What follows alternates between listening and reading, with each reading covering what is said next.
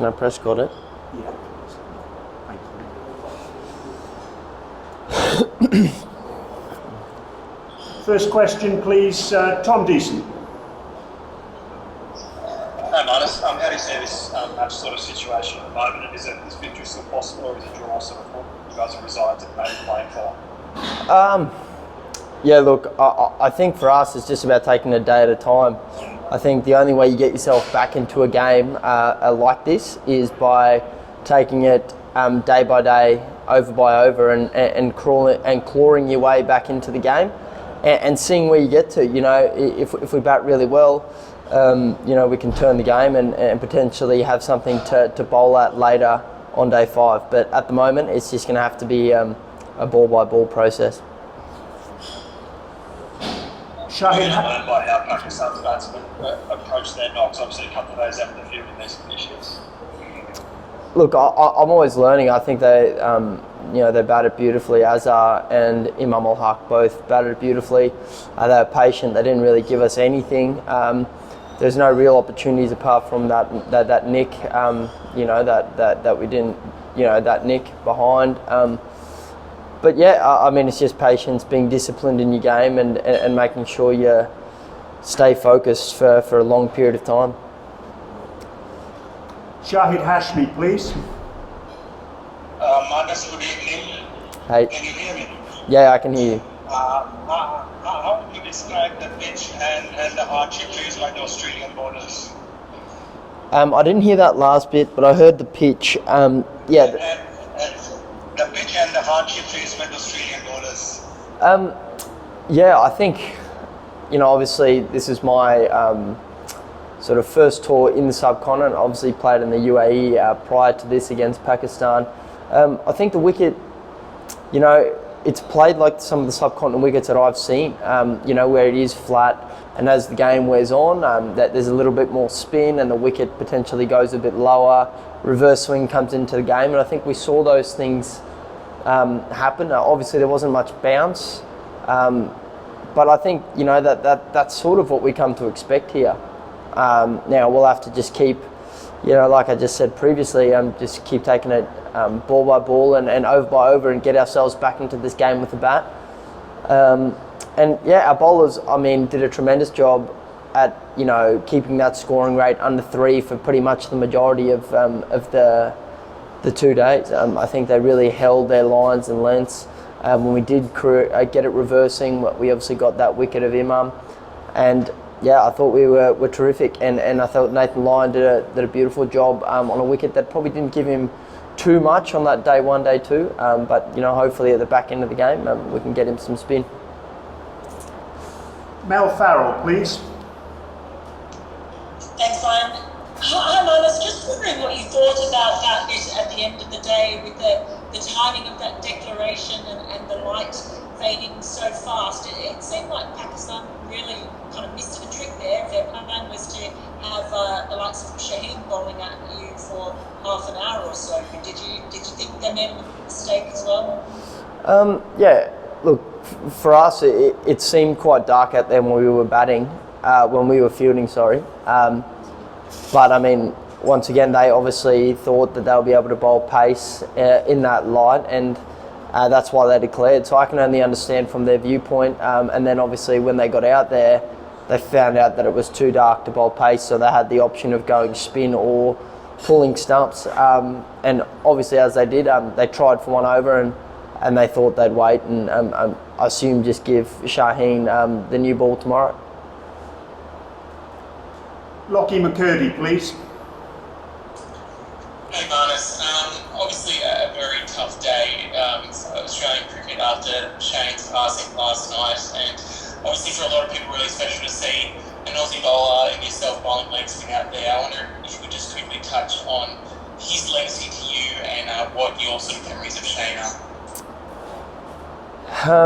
Yeah, look, you know, it's certainly a touching one for everyone, not just in the team, but around the country, everywhere. I mean, I haven't seen so many people, you know, I've been scrolling through my Instagram, and, you know, people that don't even, you know, support cricket, you know, are affected or, you know, are saddened by this. So it shows you the impact he had not only on his generation, but obviously the generations after as well. And I felt a little bit special, being able to bowl leggies out there. Obviously, nowhere near as much turn there, but I turned a few, which gave me a little bit of excitement. I actually said to Smudge, that's Warnie like that when one spun real big. It's a very sad day, and we're obviously as a team, doing all right. But I think it's one that I don't think is going to really sink in yet until a couple of days at least. We've got time for 3 more. Scott Bailey, Avani Das and Andrew Ramsey, please. Scott Bailey first of all. Thanks, Magus. Hey, Marnus, just picking up something you said before, you were sort of saying that hopefully it does turn on day 5, so Nathan can make use of that. So that to me suggests the way you see yourself saying this game is to try and bat really big in the second innings and try and set up a situation where you're trying to get Pakistan out in the third and win one innings. That sort of where it's at. Look, I think most people would say that is the case. I think we need to bat well. Obviously, 2 days are out of the game now. We've got a really big day tomorrow where we need to set a really good platform as the batting group and go big and put some pressure back on Pakistan. And then obviously day 4 is going to be the moving day, where if we bat really well on day 4, we can give ourselves an opportunity potentially day 5. But once again, I'm looking so far ahead there. They're just match scenarios playing out in my head. But I think that the only way we get ourselves into that situation is by taking it ball at a time and making sure we don't leave it up to anyone else. Avani Das, please. Hey, you just reflected on Shane Warne's tragic death, but I wanted to know what has it been like learning that news in Pakistan, and how has the Pakistani players and this country sort of supported the Australian team through the players learning that awful news here? Yeah, look, I mean, we obviously found out after the game on our way back to the hotel last night, and I think we, a few of the boys, went back, and we just, really took it in, and was able to, just sit there and sort of chat, and it was a bit of a, surreal. Obviously everyone deals with it in different ways. Some people like to, be alone and to think about those sort of things, and some people like to talk about it and be able to sort of hash it out and, talk about his great memories and what he has, what he has done. He's given, so much to this game. And obviously, we unfortunately we can't get too close to the Pakistani players, obviously with COVID, so we haven't been able to really talk to them. Obviously I spoke to Rizwan and Baba out in the middle, and Azhar Ali and those guys, but we didn't really talk about Shane. Hopefully over the next bit we can really pay tribute to what a difference he's made for Australian cricket. Last of all now, please, Andrew Ramsey. Well, thanks, Brian. Hi, Marnus. Just wanted to ask you about the run-out when there's not much happening in the pitch for bowlers, how important moments like that are to spark the team, and also is it a bit of a reward for all the hard work you do on the training trip?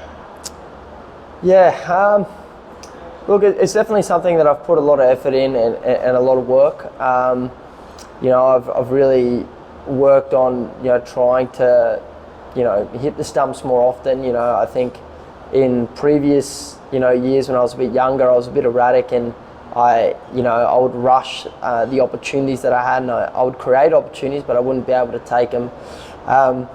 And this year especially, I found that I've been able to take a few more of those small run-out opportunities. But for me, it's just nice to be able to help the team out in on a wicket that is like that, and obviously to get Baba when he was just sort of kicking there was really helpful for the team, and we were able to sort of stop their scoring, and like I said before, be able to keep that run rate just under 3 for the whole game. Thanks very much, everyone. Thanks for your time this evening. Look forward to chatting with you tomorrow. Thank you.